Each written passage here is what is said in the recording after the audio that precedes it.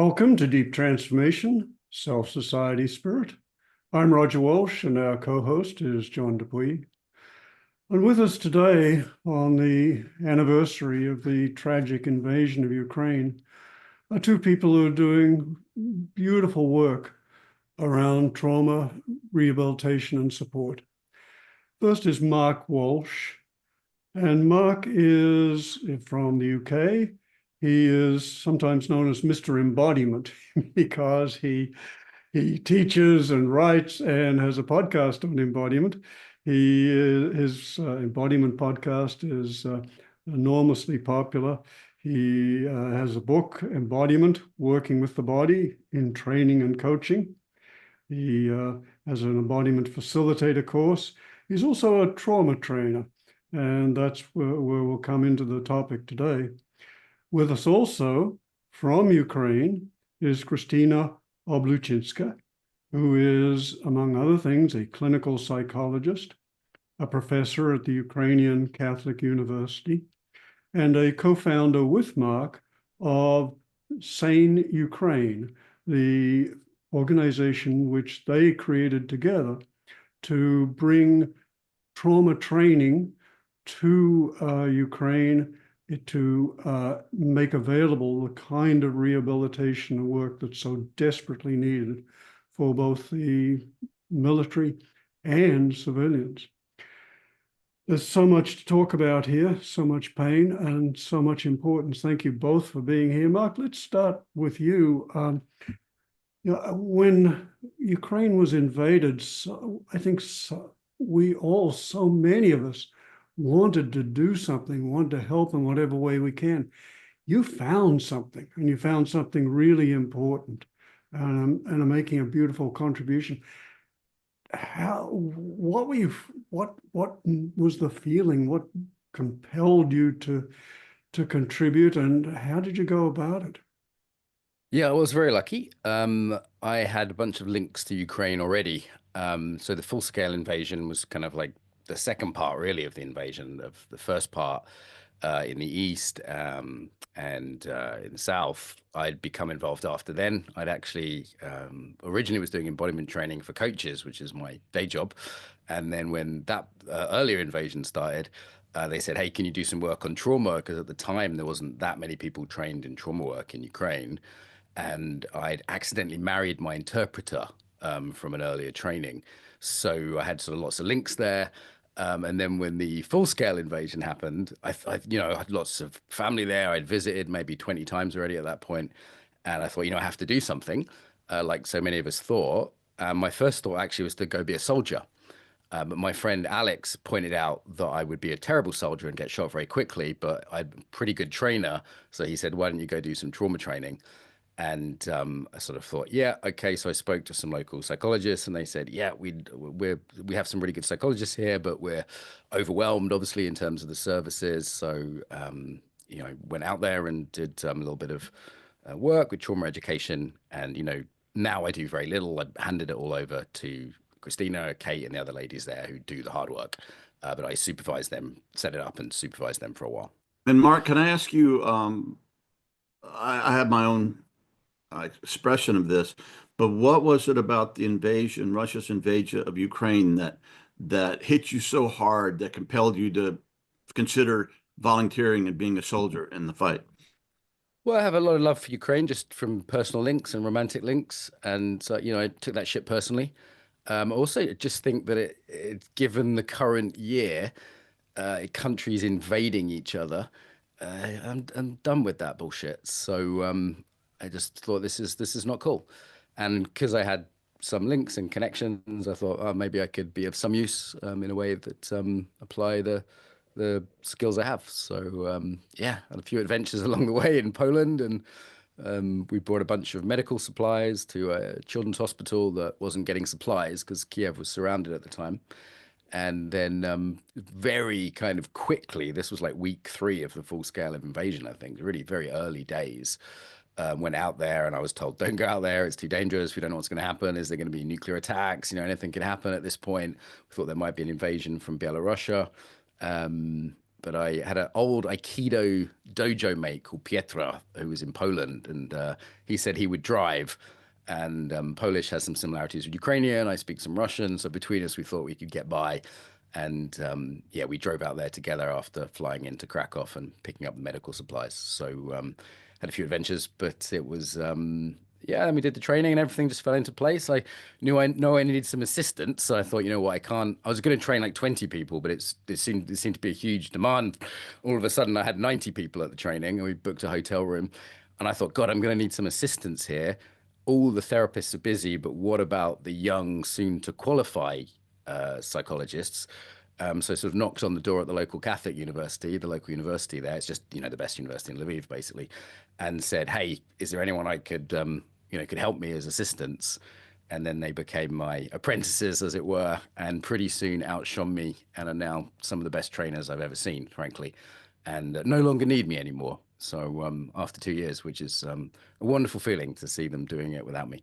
So very, very proud of Kristina and Kate and all the others out there. Thank you. Beautiful. Yeah. And Kristina, how did you become involved?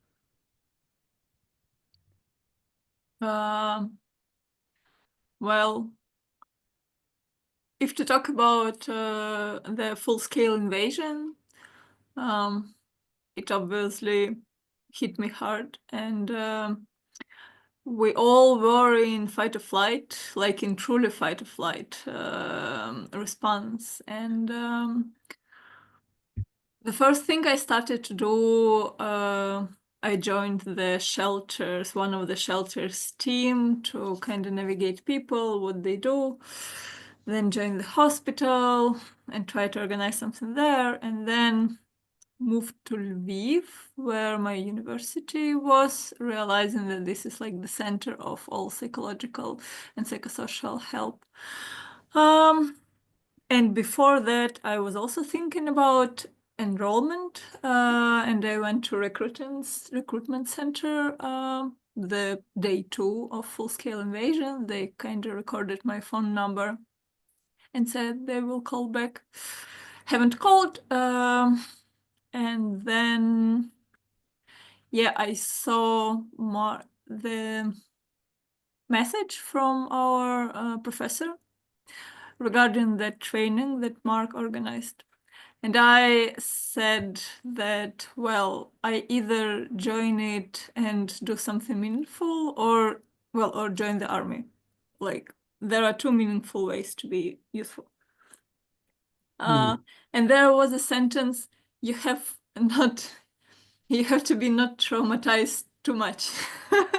And I thought, well, I have to put on my not traumatized face. I have to put myself together somehow. So I've been wearing the same hoodie for 2 weeks, and I still had it on and went to see Mark for the interview. And he interviewed us, me and my classmates at that time. And there I met Kate. We didn't know each other yet. And Mark told us about his trauma education. And it's true, despite medical background and despite psychological education, we were not aware of what is going on with us, actually, with the entire country, and what to do with that. And he offered something like, hey, I have something.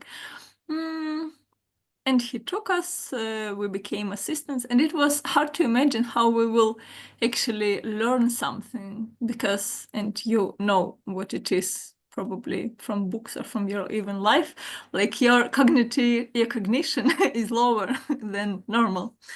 But we managed somehow to take training, which is 8 a.m. to 8 p.m. For 10 days. And it sounds like harsh, but I realized it at that time, and I realize it even more now. We were busy. We had the place to put our energy, and we learned to self-regulate. I think it, well, saved me from much worse results of all this, and helped to, I don't know, to find meaningful thing in life to bring to people. who also find it useful. So yeah, we ended up running a trauma education foundation after that 10 days really intensive training, and it was my almost first meeting with body-oriented therapy. Despite all the education, it's also not that popular in Ukraine, and I believed it because it worked for me and for other people in the room. Yep. Probably worth saying that we did about 3 hours a day of body-mind practice in order to keep people regulated enough to be able to learn while constantly running to a bomb shelter while there was rocket attacks. It's very inconvenient doing a training when there's air alarms going off and you have to hide in a car park. So yeah, several hours a day of meditation, yoga practice, dance, breath work, just in order to keep people in a place where they could learn. So that was one of the reasons the days were so long.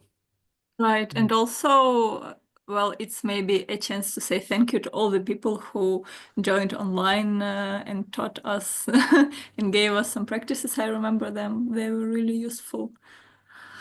Yeah, Stephen So Porges. you created both an in-person and an online training, Mark.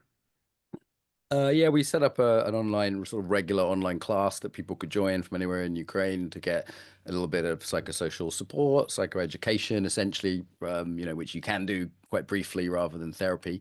But the main thing I taught Kristina and the rest of the 100 people there was psychoeducation and trauma first aid. So they were applying that, for example, at the local railway station in Lviv, where people were coming from all sorts of, frontline areas, Mariupol or in the east or wherever. And then they, spent the next 2 years just been going around different groups. There's wonderful pictures of Kristina walking into rooms of 200 soldiers and impressing them with her jokes. And, one of the other trainers was working with kids, and they trained all the teachers and doctors in Lviv.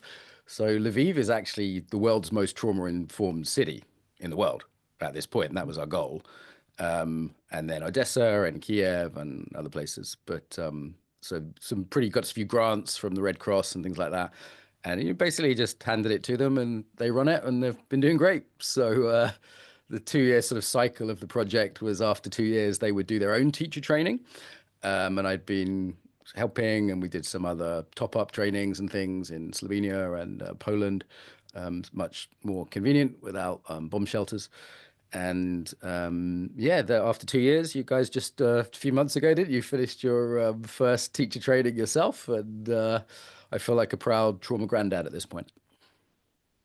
That's true. That's true. We did really intense work still on this fight or flight energy, but maybe more aware of how to use it and how to self-regulate. Right, we started from shelters and trainings for shelters, for people in shelters, and everything turned into shelter theaters, sport clubs. So now I go to places and I know, oh, we went there when there was a bomb shelter. So like I've been to many places in Lviv, to newly recruited soldiers. They invited us to do combat resilience trainings, and we did like several 3 days combat resilience trainings. And then I remember talking to a head of a region recruitment center, and he said, so we have 2,000 soldiers and you have your team. We'll find you a place. No, like we don't have a place, we don't have money, that do something for them not to drive crazy. I'm like, well, it's a question, and we'll do. And we've done it. We found a place, we found a team, we organized the set of trainings. These are the things I'm proud of. And really recently in June and July, we had to train the trainers trainings for psychologists, social workers, and wives of combatants from Zaporizhia and Kharkiv.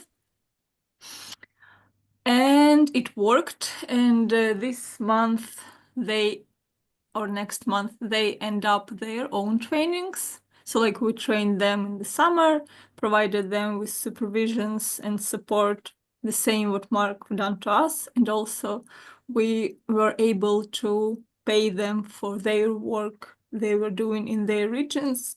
So the project is growing, and now we have 60 trainers there and 60 of us. Well, approximately 100 of active trainers who use it for education, for trauma education and stress management at schools, hospitals, still shelters, for wives of combatants, for wives of veterans, for actually veterans. And also they apply them in their practices, because it appears that polyvagal theory is really, well, applicable for psychotherapy work we do in Ukraine. I think like, well, hundreds of people are trained to be trainers, like maybe 250, and thousands are trained as participants of those trainings, right? Beautiful. And can you give us a sense? I'm trying to think of people, young men and women, going off to combat, facing possible death and injury. What do you give them in 3 days? Right, it's a good question. So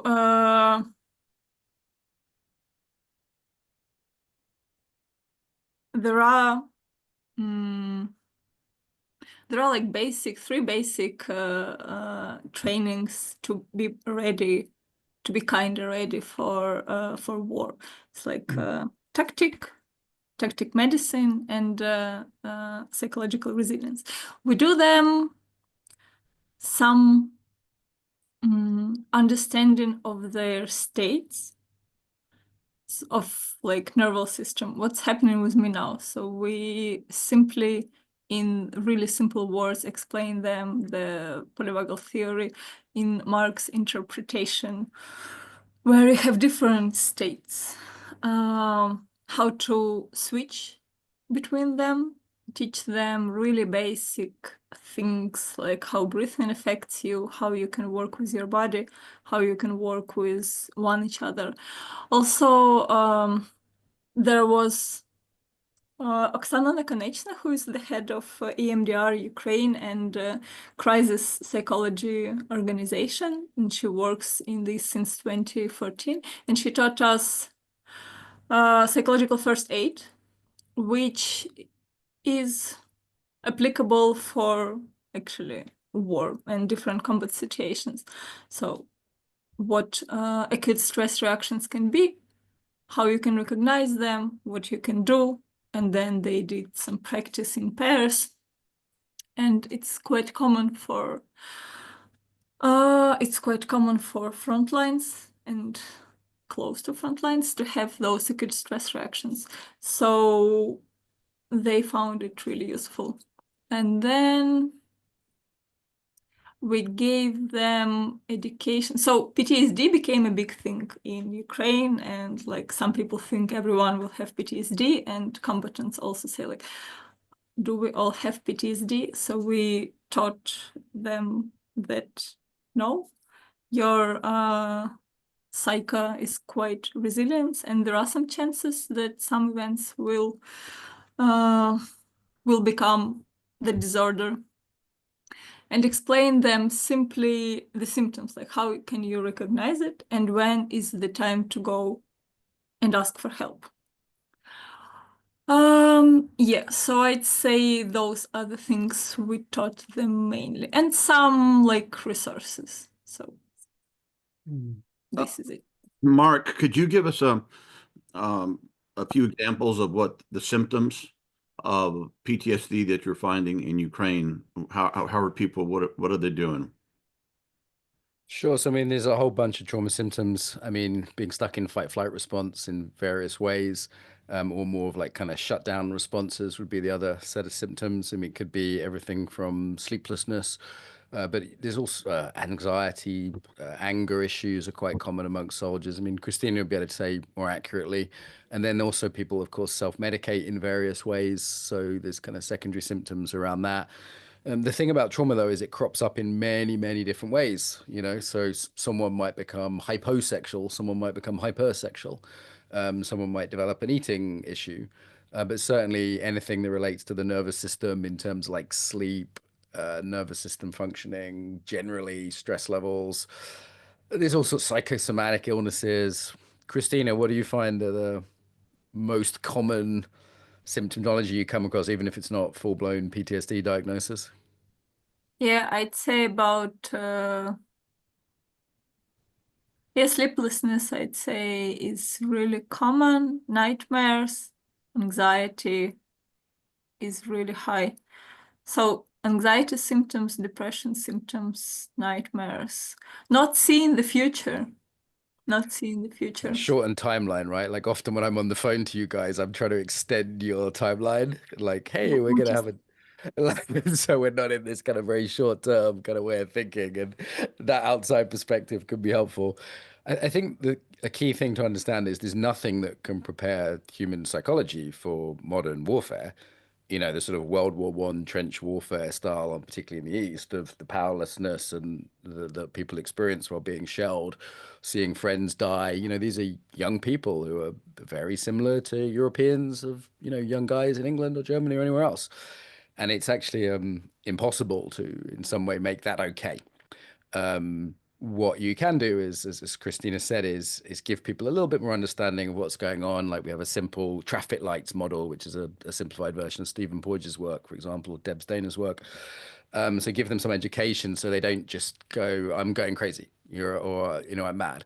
You know, I've talked to soldiers who say, well, will I always be like this? And it's like, well, actually, sometimes these symptoms come and go. You know, you have an acute response, but then you normalize. And then making it less shameful for them to get help, to frame that as a useful Western medicine thing. It's actually relatively easy in Ukraine compared to a lot of places I've worked in that sense, because a lot of the soldiers are young, they're modern, they're on TikTok, they're on Instagram, and they see psychological help as a Western thing that's very positive as opposed to a Russian thing. And there's a lot less shame around it than, you know, I've worked in Sierra Leone, Afghanistan, and different other places. There's some infrastructure at least to support them. And also sort of ethically and morally, there isn't a sense that they're fighting an unjust war. You know, they're fighting to defend their country from annihilation. And I think that sort of moral aspect is important too.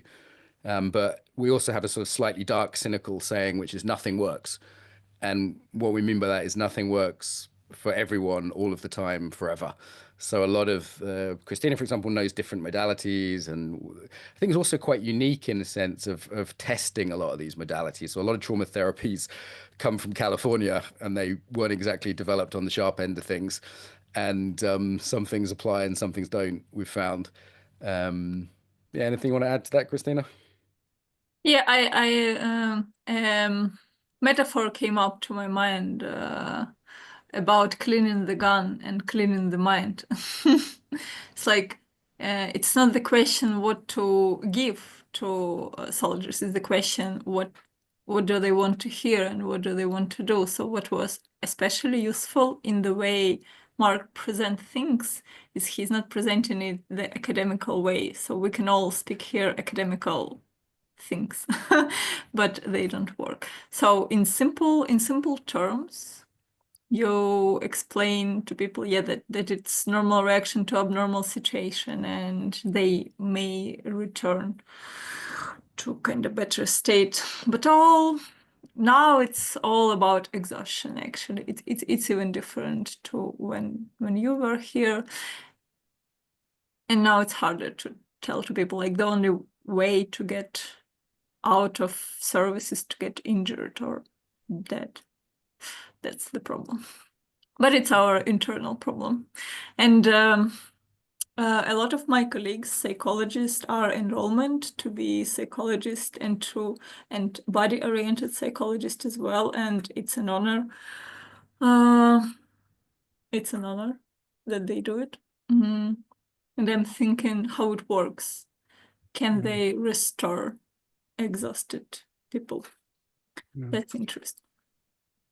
Kristina, this brings up the question of, it's very hard to imagine for me, someone like myself who's led a very protected life, privileged life,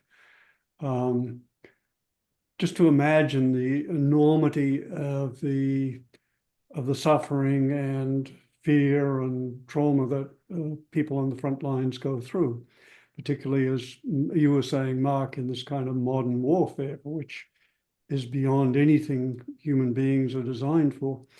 You mentioned exhaustion, Kristina, and you've mentioned fear in various places, but what is it that is most difficult for these people on the front lines?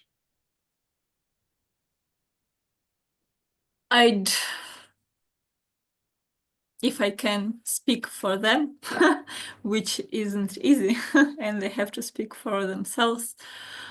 From what I heard from some consultations or whatever, is communication with close ones, is managing relationship actually.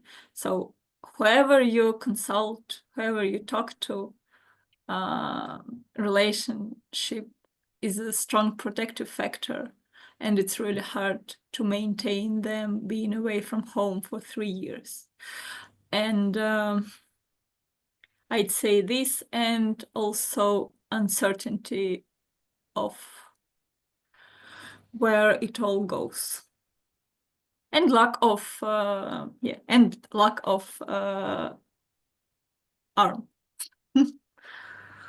And lack of ammunition.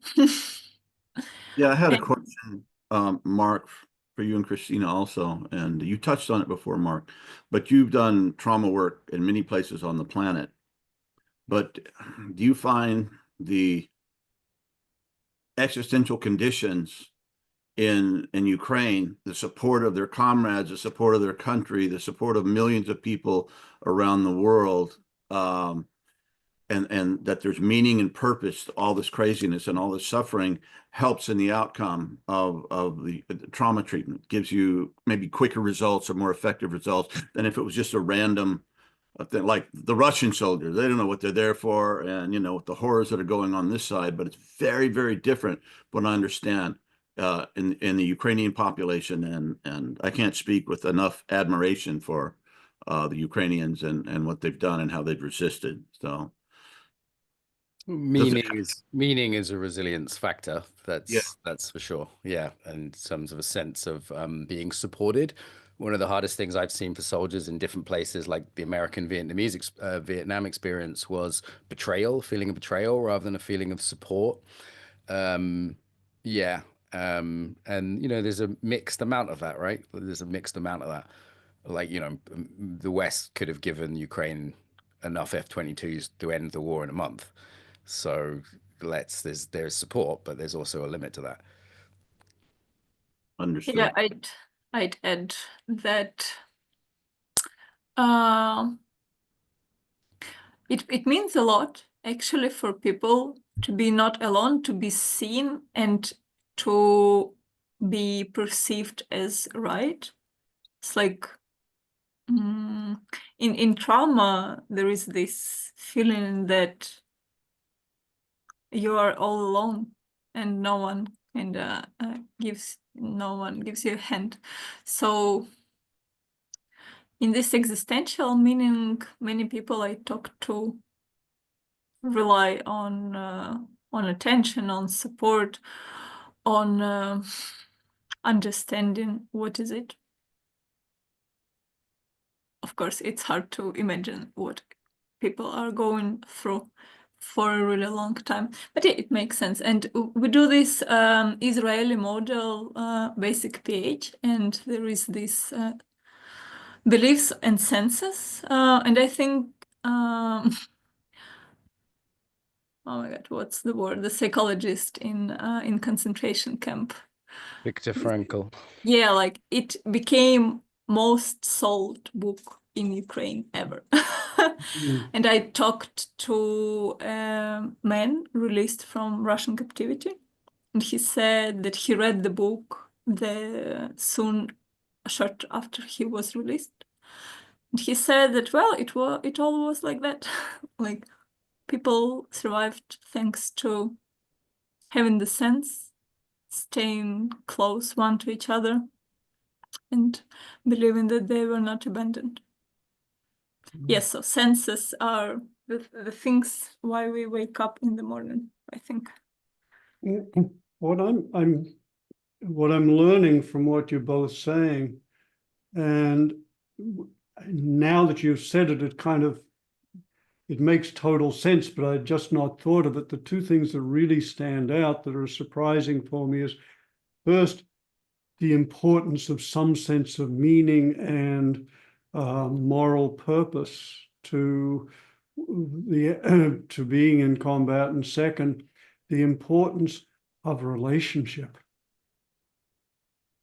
Yeah, this is a four-factor model of connection. I taught these guys of connection to self, which is embodiment, connection to others, which is co-regulation and community. And, that tends to be very good between soldiers, for example, much better than a lot of journalists, for example. Soldiers really love each other in a lot of tactility and empathy, a lot of jokes, in the Ukrainian humor is quite similar to my own.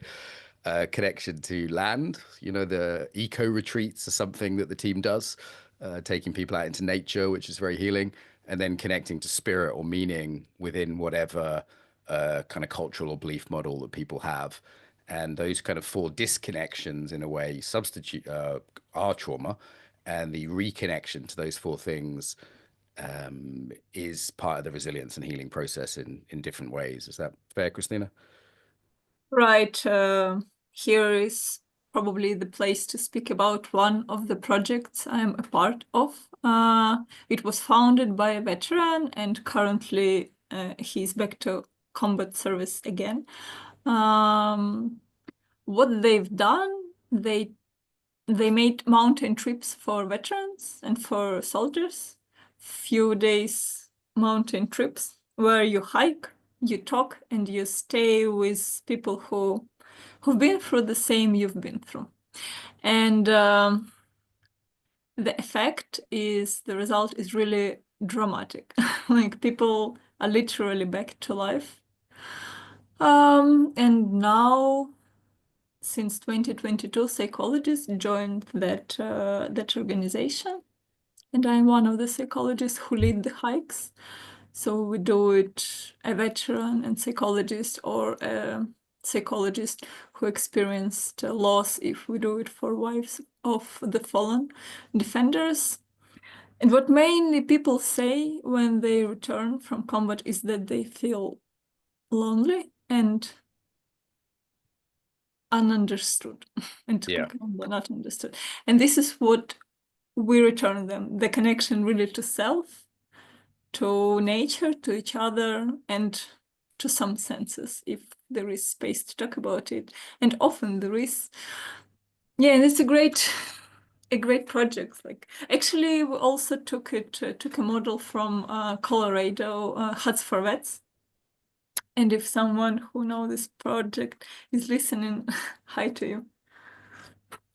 So yeah, it's important to be in a group and to be in nature for men and women. Yeah, I was a therapeutic wilderness guide for many years, and I saw amazing things happen, transformative things happen. And I was like, I can be like the dumbest therapist in the world, but if I get these young people out here in nature, something's going to happen. And something did. It's really beautiful that you guys just figured that out all by yourselves and are doing something that's so amazingly healing and connective.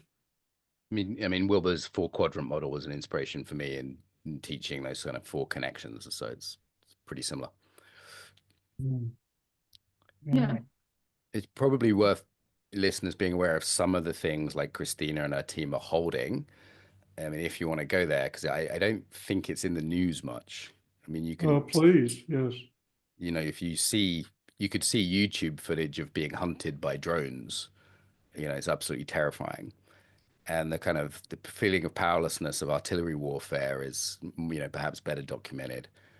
And, something the team have also been around is sexual assault, mass rape, torture. The team worked in Bucha, which was the sort of famous for atrocities, and we kind of saw this coming. But Kristina, I mean, obviously, as you're comfortable too, I just think people don't get. They think war is like people shooting at each other with guns and running around. Well, one of the projects we are involved now is working with medical workers from Dnipro region, which is a front line. And there is a city called Nikopol, which you maybe haven't heard about. And when there is a first circle and people share what is their current state, one of the participants said, well, I can look up and walk because in my hometown I can do this.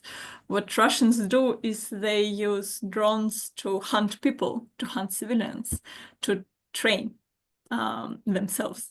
That's why you never know when you leave your house whether you get to the hospital, and then the hospital can be shelled and was shelled.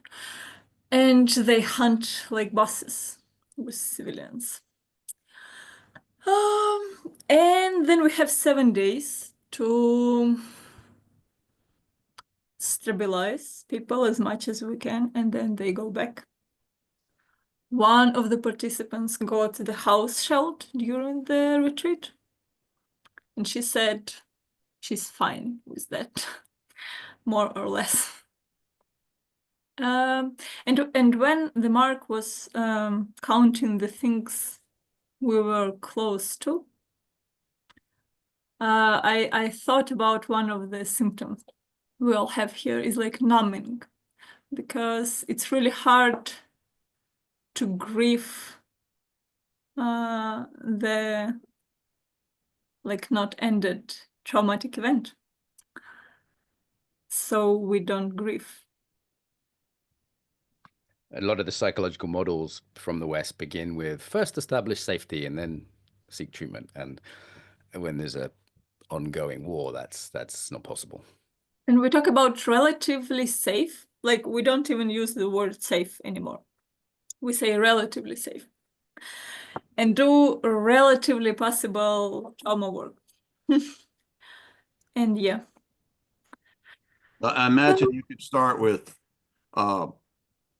not creating safety, but creating care, love. We're here because we love you and we care about you, and we're doing this together. I think that would be a very powerful place to start. And when people sense that, that's healing in itself. But I think that really opens things up to more effective and deeper sense of healing and transformation. Yes. Mm-hmm. But still, I watch in those people accounts, and some of them emails us about the death of husband or the recruitment of kids or losing the house. Like one of the trainers we trained, Mark, like one of the trainers, I think I told you, got her house destroyed by missile attack 2 days after she returned from training. And we tried to collect some money for her, well, kind of help.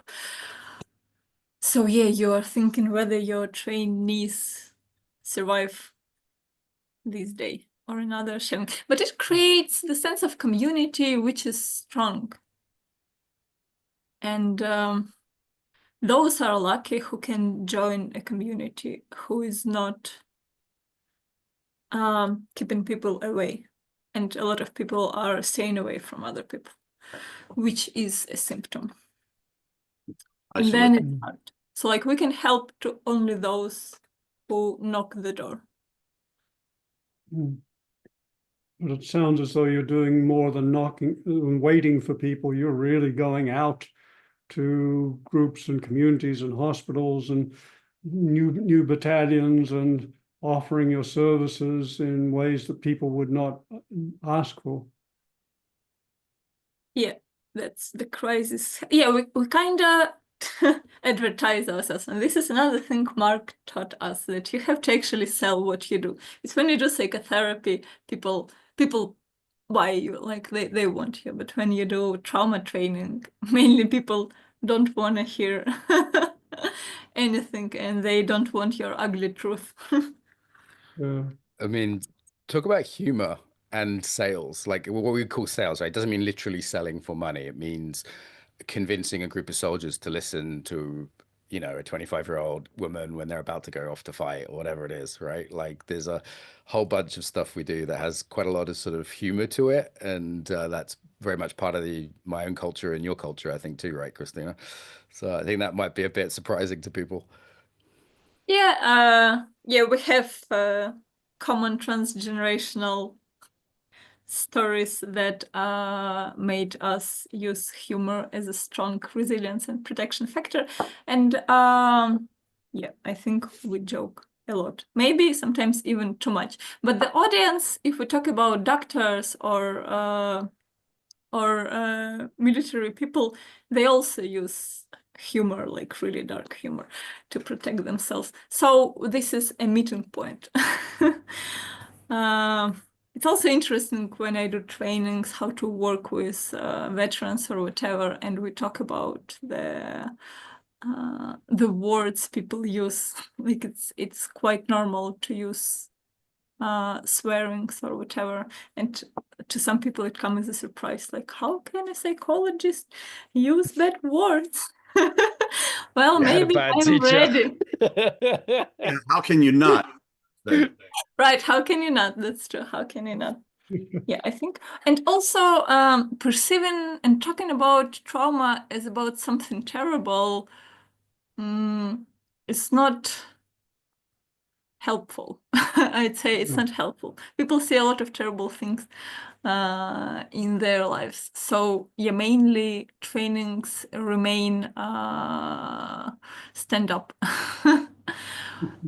And it makes them engaging, and people still come to touch complicated topics, but it's good to balance. Yeah, so we joke a lot. Yeah, if you were too academic, it wouldn't work, or too serious, too sensitive, right? Like too precious, it just wouldn't work. Also, I'd say that if we use the traffic light model of Dr. Stephen Porges' work, sometimes we see a group that is shut down, like, and they can't learn anything. And then the goal of several hours we have is to make them a bit more kind of alive or regulated. And it's interesting that you see when you see anger from entire groups, like, oh, okay, well done. Group That's is a step alive. up, right? From shut down to anger is like that's a positive move. Energy. And what I hear is one of the strengths of what you offer is you meet people where they are and respond to both their needs, but also where their psychological defenses are operating. And that feels really important. Mark, you raised the very challenging question or topic of the atrocities in places like Bucha. And I understand, Kristina, you and your group have worked with some of those victims. Is there anything you feel comfortable sharing about that kind of work?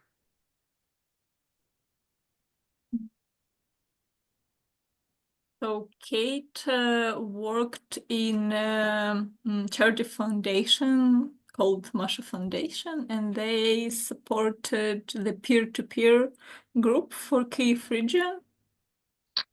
And we did the training in actually Bucha in City Library for 20 women or 25 women were there. Some of them were local. And the city library also was at use for police who talked to victims at the time of the training, which wasn't the best setting. And I remember talking to women who been there or who fled and returned. And one of them said that she can't work with survivors because it's too acute for her. That she can work with anything else but people who survived in Bucha. And we did a big part on grief.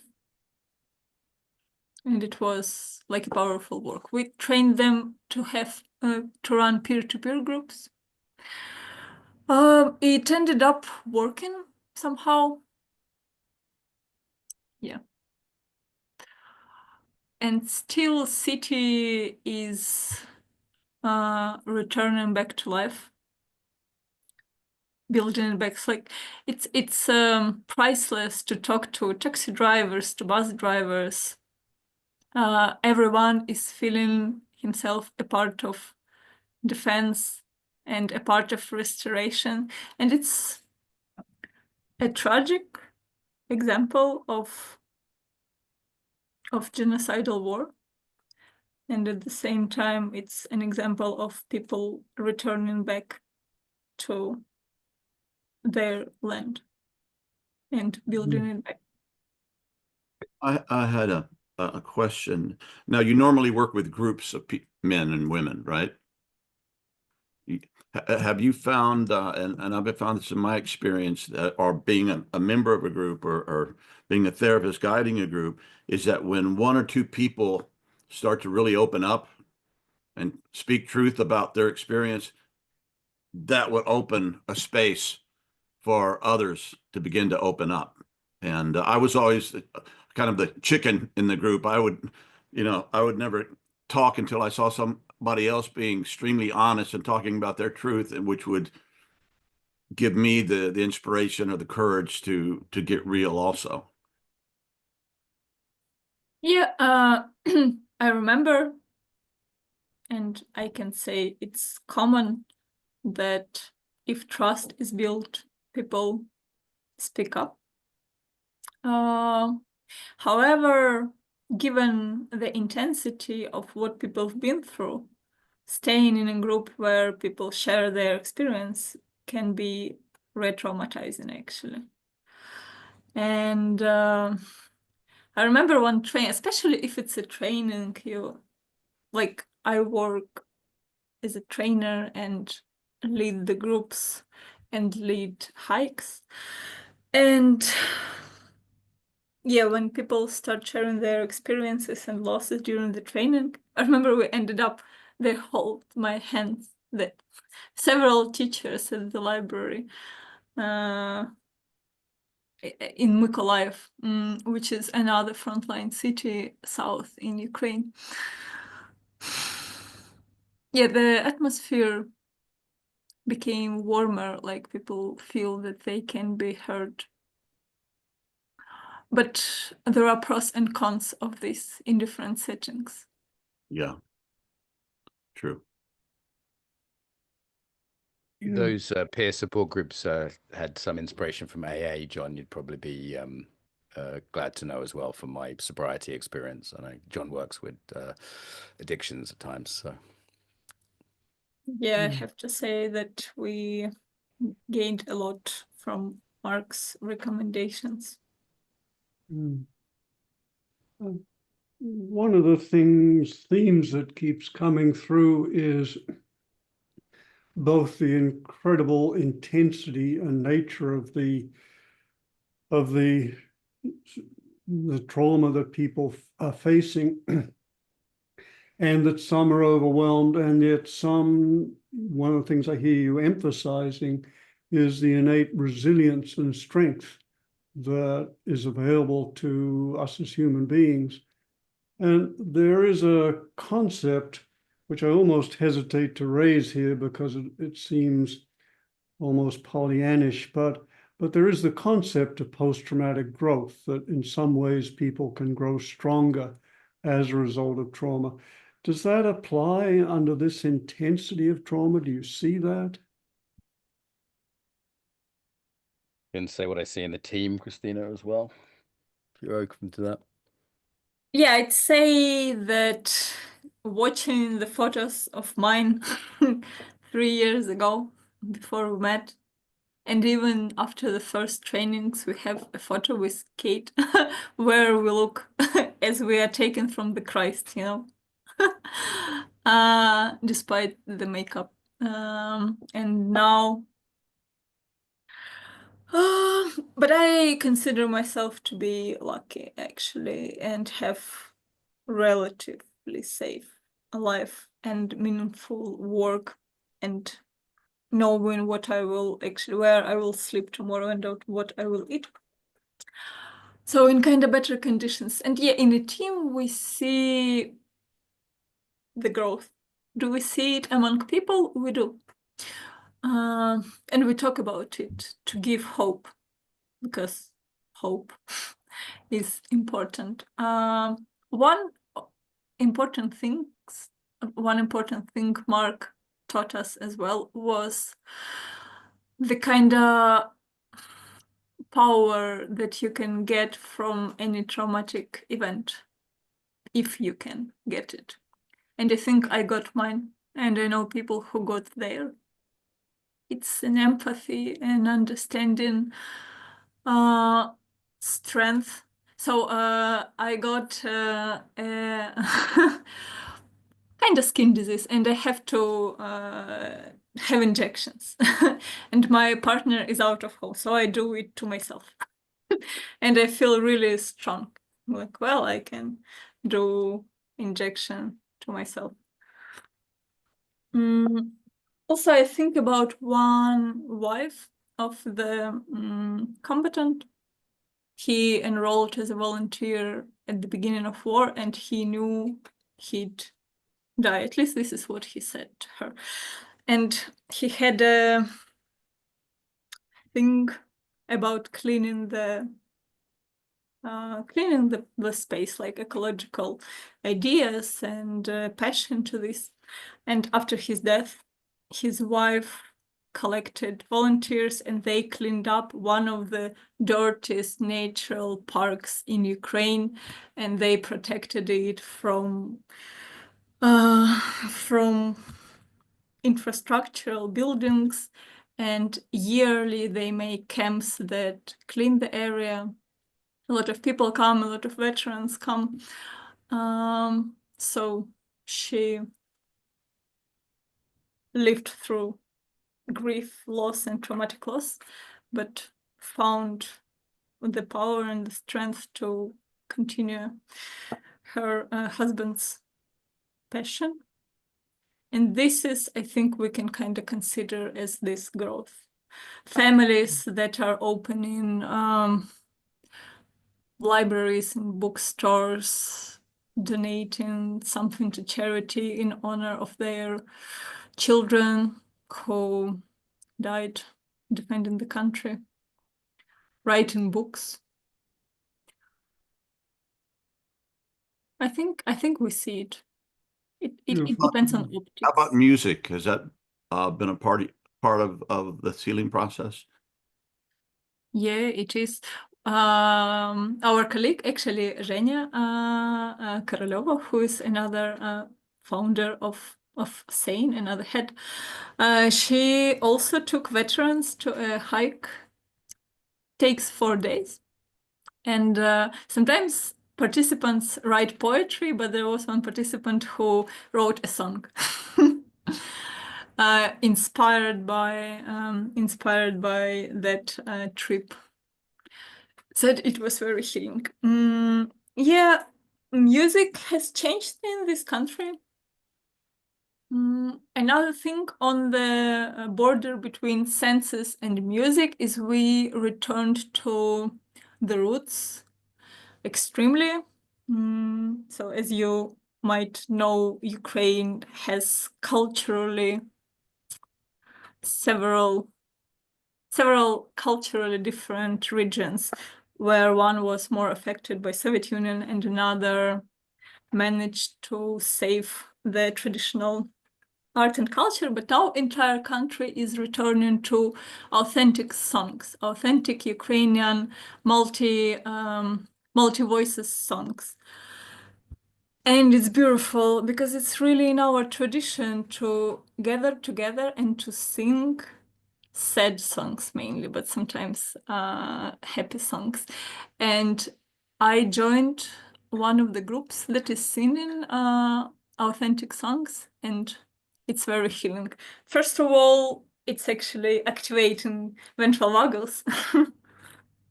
Secondly, you're with other people, and when you sing the song that is 100 years old, that is again about the loss of defenders, or again about the war, or about the culture, the nature, and realizing that, well, your country still exists and people survived that, and you will survive everything.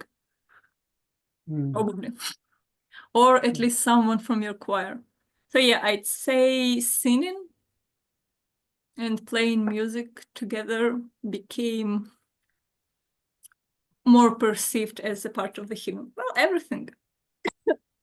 What you do not to drive crazy now is therapy. So we have nature therapy, we have singing therapy, we have anything therapy, football therapy. And Kristina, you mentioned that Mark had given you some training in looking for people's strength and fostering this kind of growth. Mark, how did you do that? How did you help people Kristina and others, your trainers and patients, clients to find that kind of strength? Well, they're very easy to love. So I love them unconditionally and continuously. That's the first thing to say without cynicism. My job, or sometimes, is just to get on the phone and give them a different perspective or a different nervous system, not being in a war zone most of the time. So sometimes it's that. Sometimes, I've talked to the trainers about their boyfriend problems, and sometimes it's just making some jokes and talking. Sometimes it's offering some suggestions for a training. Increasingly, as I said, they've become such excellent trainers. There's been very little I have to do. And, for me, it's an honor of my life to do it. It's always just a huge pleasure. And, I have the photo on my phone, so I see it every day. That's you and Kate, and pictures all over the place. And this is the nuns who we trained some nuns as well. They gave me this, going back to my Catholic roots. She sits on my desk. So for me, it's just a huge joy. I'd say it's been a spiritual growth, cracked me open. I wouldn't necessarily recommend it. I was initiated essentially, belatedly, by being in Ukraine, and went through a sort of being smashed open by it. And I've heard 1% of the stories Kristina has, and it's I wouldn't want to paint too bright a picture there, because I think that is something you carry your whole life. I'm this pre and post Ukraine Mark, and these young women who are doing this great work, they've matured tremendously, hugely quickly, and there's a darkness there, isn't there, that'll be there perhaps forever.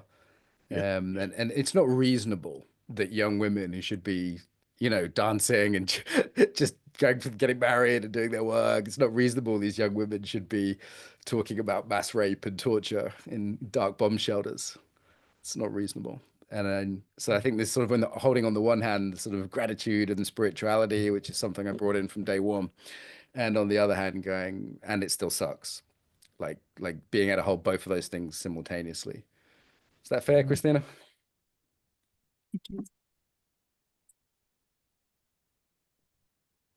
However,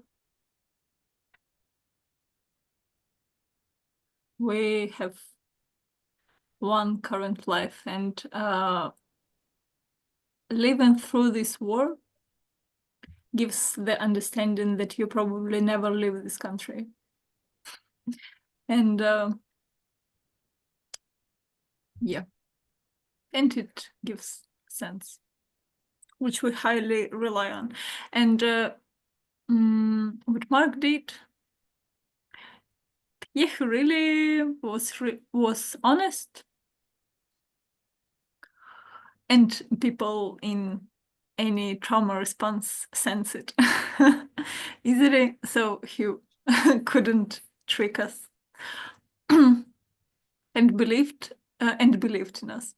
Like most of the times when we have an idea to do something, I say it's impossible to do it and we are not ready. And he says, well, let's think about it. I think you're ready. I mean, like any mentoring, I think the key thing is to look at the potential, to see the divine potential, and to believe in people and encourage them. It's just like, I believe in you, I love you, you can do it, you're doing great, keep going. I believe in you, I love you, you can do it, I believe in you, keep going, you're doing great. Like that is the key thing. I think young people, you know, I take young guys with mental health problems to the gym in England who need that exact same message, right? This is the same message young people everywhere need. And you know, interestingly, there's actually less mental health problems in Ukraine than there is in the UK or the United States. There's a healthier sense of nationhood. There's a healthier sense of culture. There's a healthier gender relations between men and women. Sometimes I heard Kristina say things like, I love our defenders. They're so wonderful. But, you know, our men are so great and so strong. And I want to cry because I don't hear that in England, you know? So, yeah, for me, it's actually a very beautiful thing to be involved with. Very beautiful. And you said, gosh, there's so much of such emotional power, and that both of you have said, but one thing you just said, Mark, really struck me. There's a pre-Ukraine Mark and a post-Ukraine Mark, and that says a lot. Really does say a lot. And maybe to get into that, it'd be very powerful if you would be willing to share, both of you, what personally has been most difficult and what has been most inspiring as you've gone through this and done this work? Want to go first or shall I? I think you can go. What's been most inspiring is the girls, right? The young women I work with, just doing amazing work. That's always the most inspiring thing for me. The pictures are all around the house for a reason. And there's also sort of pureness of love of like most of the time when we're doing stuff, it's like I'm doing this because I kind of want the money and I want to get some fame and I want to get something from it. And that's most of our motivation, if you're really honest, right? Without being too cynical. And to do something which didn't feel like it was coming from that and, you know, didn't make any money from and hasn't made me famous or anything like that, you know, hadn't had a huge psychological cost, actually. There's a purity to that, which, you know, I feel like if there's like 2 or 3 things I take to my grave that I'm proud of, that would be one of them. And I think a person should win a few victories for humanity, even in small ways. Like, there's no excuse for not doing that. So, like, to go, okay, that's one of maybe 2 or 3 things in my life that I'll be truly proud of on my deathbed, is amazing. That's just what a gift. And hardest, well, Kristina was talking about the soldiers and their sense of isolation. And that there definitely was a time when I was connected to it enough, you know, on the phone almost every day or Zoom every day. And it would be quite difficult to shift from that to my coaching client in New York or London and sort of daily life concerns. And, you know, people's sort of normal life stuff seems kind of like bullshit, you know? And just a huge grief. I mean, I cried more the year before last than I have in the rest of my life combined, like easily. Just a huge, I just sit by the river and weep. That's that. And while that was a process and there's beauty on growth on the other side of that, I wouldn't wish that on anyone. And my grief is a tiny percent in terms of what else is out there. And yeah, I don't want to overstate that given the company I'm in. Yeah, well, with a big heart, big empathetic heart, you're going to absorb a lot. I mean, and Kristina, how do you keep yourself healthy, okay, so that you can continue to do this work? And do you have a practice or something to keep yourself sane and not just to break open in a million pieces, but to keep showing up and to keep being able to be present? Mark cries for us. Like on a recent therapy session, a therapist cried more than I did. I'm like, oh, that's very empathetic. But I also wept a lot. So yeah, I'll respond to the second question and then return to the first. I do practices every day when we had the training with Mark, the initial one, the first one, and one of the most meaningful trainings in my life, where I found there is a thinking that you have to find the master, like that teaches you. And after that, I wasn't looking for one anymore. I had one. So we always gather at the team as a team and did a meditation. And at the end of the day, we also did a meditation. And in the middle of the day, we did a self-regulation practice, and I realized it works. What I do for myself, I run away to mountains. And even if I can't run away to mountains, so I can just take a tent and go to sleep by the river alone, whatever, burn a fire. Like, I'm a hiker kid, so I have this thing. I walk daily. I try to walk mindfully. I do breathing, and I do some Stuart Heller's exercises with movement, which I love. Centering often when I have to work, and I think none of my trainings started without like centering or any other practice. I was very keen to teach you ladies this, right? Like, and I'm kind of like a nagging mother to like, how are you doing your self-care practices and TRE and EFT and all the other different techniques I taught you, and different people like different things, right? But it was a big part of the training. Like, your nervous system is the message.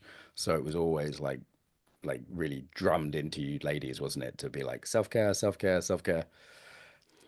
Right. And I realized that when I'm off, I can't do anything, because what I do is I use my neural system really to regulate other people.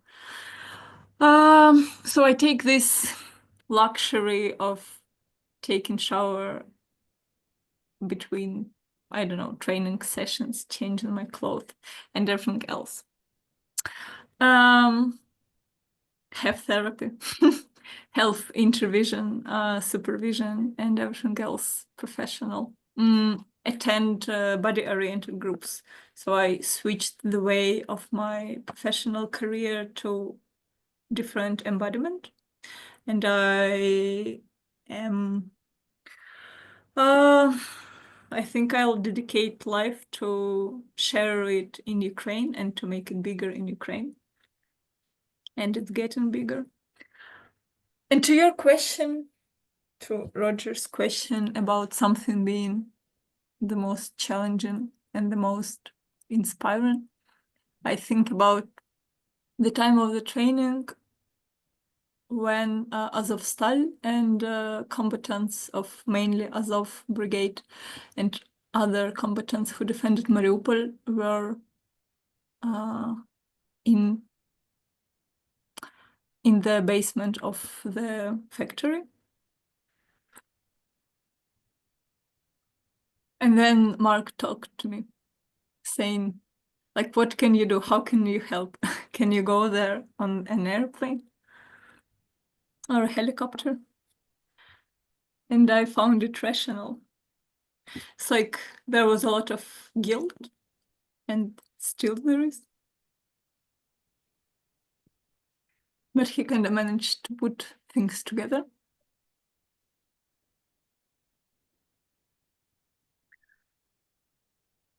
And then it appeared that some people actually flew there on the helicopter. And all people ended up in captivity. which is even worse. And I think this guilt that a lot of people have is the worst. And the inspiring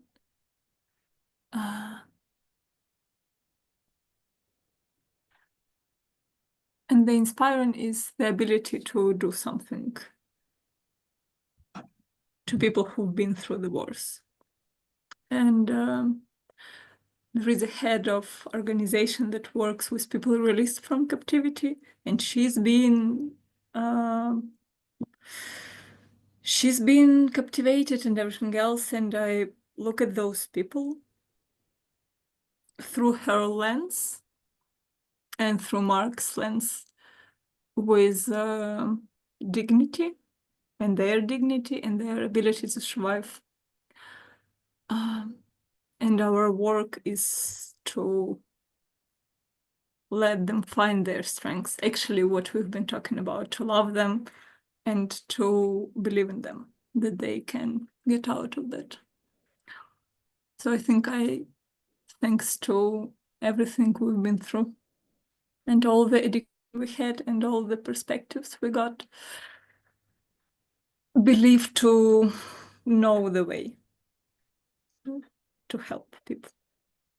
And I want to say that personally, I'm just finding this conversation incredibly inspiring, and both of you and the teams you're describing and so many people, I just find just incredibly inspiring. So thank you. Mark, we may continue, but I know you have to leave for another interview in a few minutes. So one thing, maybe it'd be beautiful if you could say two things. One is you mentioned the pre-Ukraine Mark and the post-Ukraine Mark, and I'd love to hear what exactly those differences are. And the other thing is, and maybe I'll ask you both, is how can we support your work? Personally, for me, I guess smashed open, more tender, and aware of more of the horror of the world at the same time as the beauty. Yeah, I need to go in a minute. So Kristina, I love you. It's gorgeous to see you. And make sure you get some movement in before bed, okay? Because it's late there and we've been talking about stuff for an hour and a half. So just take a little walk before bed if you don't mind listening to Uncle Mark one last time. It was scheduled. Yeah, that's my girl. Good. Thank you for hosting us, John. Hey, Mark, before you go, I just want to say, brother, you have really, really touched me in a deep way. And I honor your courage and your nobility of what you're doing and the brokenness of your heart. And it comes through. There's no BS, it's very deep. Yeah, thank you, Mark. Thank you. People can find the ladies at Sane Ukraine. And if you've got a few spare F-22s, send them across. And if there's any millionaires listening, they could probably do with funding as well. But I'm easy to find online, but I'd rather point people to Sane Ukraine. Love you too. Love you, babe. Bye-bye. Yeah. And Kristina, the same question for you. How would you describe, who you are today and compare that with who you were?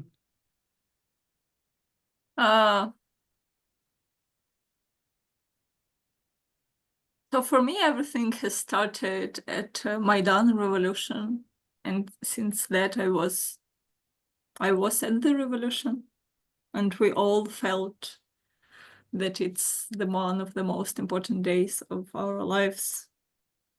And then the war started, and then the war started even stronger. But still, even after Maidan, after the murders of people, I was smiling, exciting hitchhiker around the world. And people who know me since the invasion say that this smiling, easygoing, trusting in people hitchhiker is gone. And now more mature woman who is more settled, I also lost my passion to travels. I know it. Places I travel are all in Ukraine. But I found new passions, more internal. I think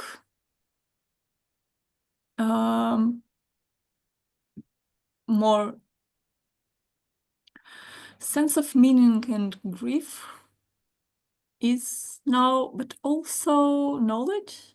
I think I learned a lot. One part of this kind of, let's call it post-traumatic growth, are possibilities we have. So who'd think that being at master's program in the university, I could co-run a charity foundation and train several thousand people.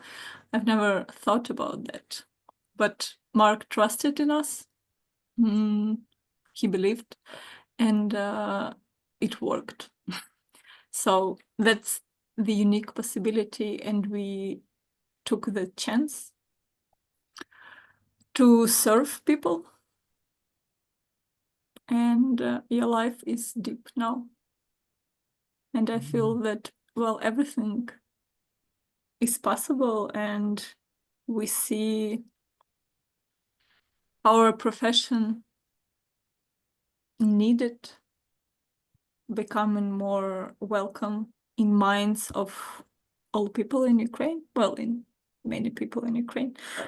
So yeah, I got entirely new life. Yeah. Yeah.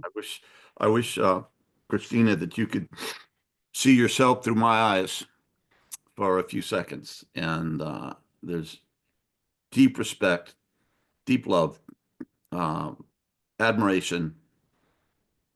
It's very, very beautiful what you've done, and you can feel it in your soul and your presence and what you say. It's just true, and it's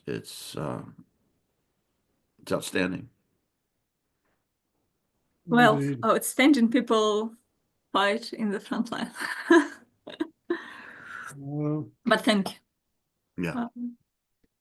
Kristina, you and Mark co-founded Sane Ukraine.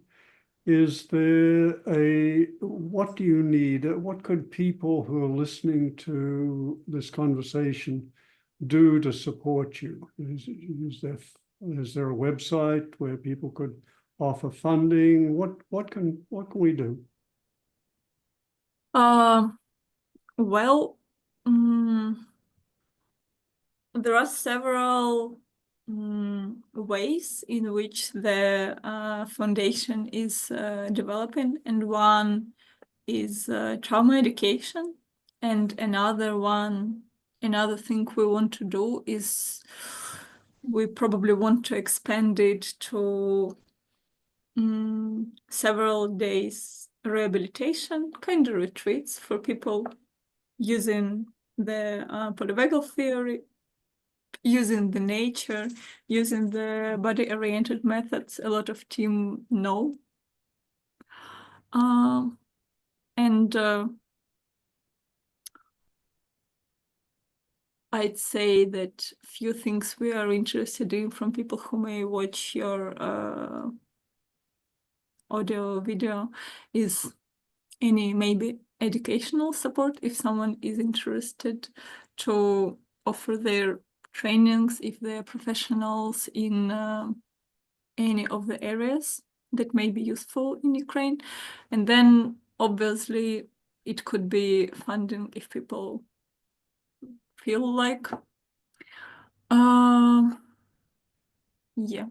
So like, for example, I talked to a person who wants to give training on theory, and theory training is expensive, but may be really useful for psychologists who work with combatants who serve in actually Ukrainian army. There are ways, and if someone is interested, they can email me, email Kate. We have to check the website, and there is a social media page. So yeah, there are ways to contact us, or contact with us through Mark. Yeah, when we finish this, I want to make sure that we have your contact information, okay? That I go, oh, I don't know how to get a hold of this woman. I want to be able to be there for you and to help. And of course, if anyone wants to help us, they have to help Ukrainian army. So any possible way, yeah, we're talking here about healing, but what we really need is surviving. You've Well, got the toughest people in the world. Mm. I mean, it's Yeah. Kristina, this has been an incredible gift that you've given us by just sharing what you're doing, and both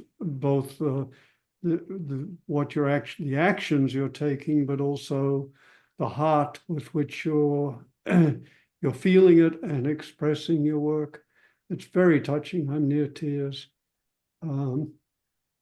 Thank you so much, and we will please stay on after we finish, and we'll exchange contact information. We will try to help. And thank you so much. Thank you for all you're doing. Beautiful, beautiful, beautiful work. Yep. Well, thank you for inviting, and thank you for speaking about Ukraine. The support is meaningful, and